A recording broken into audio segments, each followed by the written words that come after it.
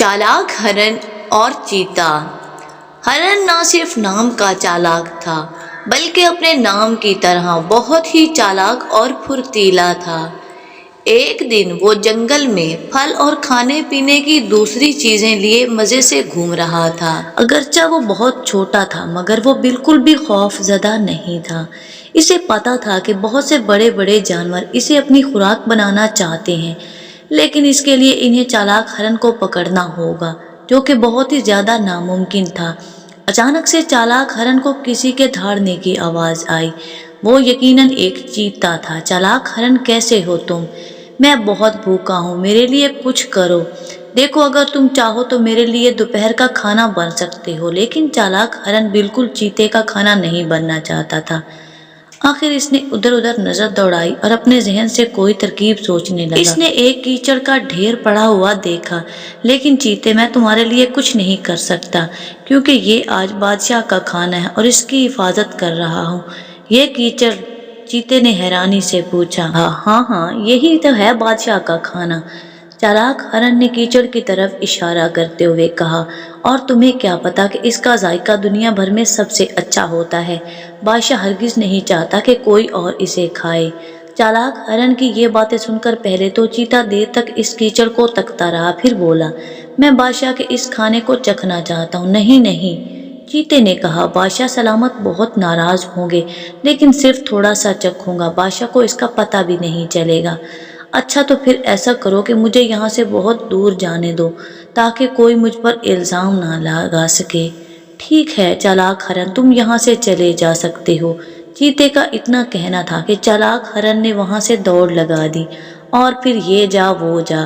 اس کے بعد جب چیتے نے وہ مٹی سے بھرا ہوا کیچڑ چکھا تو آخر وہ تھو تھو کرتا ہوا وہاں سے چلا گیا۔ اسے چالاک ہرن کی یہ حرکت بہت بری لگی۔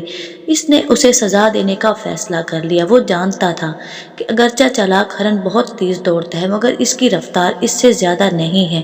یہ سوچ کر اس نے پھر سے چالاک ہرن کا پیچھا کر دیا۔ آخر اس نے چالاک ہرن کو جا لیا۔ چالاک ہرن، تم نے ایک بار پھر مجھے دھوکہ دیا ہے، اب تمہیں میرا کھانا بننا پڑے گا۔ اب چالاک ہرن نے دوبارہ ادھر ادھر دیکھا۔ اسے ایک شہد کا چھتا نظر آیا۔ اس نے کہا، مگر چیتے، میں آج تمہارا کھانا نہیں بن سکتا کیونکہ بادشاہ نے مجھے اس ڈھول کی حفاظت کرنے کو کہا ہے۔ بادشاہ کا ڈھول؟ مگر کہاں ہے؟ چیتے نے حیرانی سے پوچھا۔ یہ رہا، چالاک ہرن نے شہد کے چھتے کی طرف اشارہ کرتے ہوئے کہا۔ اس ڈھول کی آواز پوری دنیا میں سب سے اچھی ہے۔ بادشاہ ہرگز اسے نہیں جانا چاہتا کہ کوئی اس کی آواز سنے۔ پھر چیتے نے کہا، لیکن میں اس بادشاہ کے ڈھول کو بجا کر دیکھنا چاہتا ہوں۔ نہیں چیتے، بادشاہ بہت ناراض ہوں گے۔ صرف ایک چھوٹی سی ضرب، صرف ایک مرتبہ جس کا بادشاہ کو پتہ بھی نہیں چلے گا۔ اچھا تو پھر مجھے یہاں سے بھاگنے دو تاکہ مجھ پر الزام نہ آ سکے۔ ٹھیک ہے چالاک ہرن، تم بھاگ سکتے ہو۔ اب تو چالاک ہرن فوراً رفو چکر ہو گیا۔ واہ بھائی، بادشاہ کا ڈھول کتنا اچھا ہے۔ چیتے نے اتنا کہا اور درخت پر چڑھ کر اسے ہاتھ میں سے ایک ضرب لگائی۔ بز! اب کیا تھا، ساری شہد کی مکھیاں باہر نکل آئیں اور چیتے کو کاٹنا شروع کر دیا۔ اس نے درد سے چیخنا شروع کر دیا۔ کسی طرح جلدی سے درخت سے نیچے اترا اور ایک تالاب میں کود کر جان بچائی۔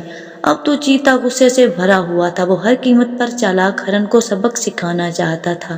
اس نے پھر سے دوڑ لگائی اور تیزی سے چالاک ہرن کا پیچھا کرتے ہوئے اسے ایک بار پھر سے پکڑ لیا۔ چالاک ہرن، تم نے 2 مرتبہ مجھے دھوکہ دیا، لیکن اب تمہیں میرا کھانا بننا پڑے گا۔ چیتا غصے سے چلایا۔ چالاک ہرن پھر ادھر ادھر دیکھنے لگا۔ اسے ایک بڑا سا اسدا نظر آیا۔ وہ اپنا جسم لپیٹ کر مزے سے سو رہا تھا۔ نہیں چیتے، میں تمہارا کھانا نہیں بن سکتا کیونکہ بادشاہ نے مجھے اس بیلٹ کی حفاظت کرنے کو کہا ہے۔ بیلٹ؟ کہاں ہے بادشاہ کی بیلٹ؟ چیتے نے حیران ہو کر سر گھمایا۔ وہ رہی۔ چالاک ہرن نے اسدے کی جانب اشارہ کیا۔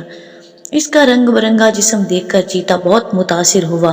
دیکھو چالاک ہرن، کیا میں یہ بیلٹ پہن کر دیکھ سکتا ہوں؟ نہیں، اگر بادشاہ سلامت کو پتہ چل گیا کہ ان کی بیلٹ کسی اور نے پہنی ہے تو وہ بہت ناراض ہوں گے مجھ سے۔ صرف ایک بار، چیتے نے گزارش کی۔ اچھا تو پھر مجھے بھاگنے دو تاکہ مجھ پر الزام نہ آئے۔ چیتے نے پھر سے مرتبہ کی طرح اسے بھاگنے کی اجازت دے دی۔ ارے واہ، بادشاہ کی بیلٹ! چیتے نے کہا اور لپٹ کر اسدے کو اٹھا لیا۔ ابھی اس نے کھڑے ہو کر بیلٹ بڑے فخر سے پہنا۔ اپنی بیلٹ کمر سے لپٹی ہی تھی کہ اژدھا پہلے تو سمجھ نہ سکا کہ یہ کیا ہو رہا ہے، پھر اچانک سے اس نے اپنا بڑا سا منہ کھولا۔ چیتا اتنے بڑے اژدھے کو دیکھ کر ڈر گیا اور وہاں سے بھاگ گیا۔ اس کے بعد کبھی بھی چیتے نے ہرن کی طرف بھوکی نظروں سے دیکھنے کی کوشش نہیں کی۔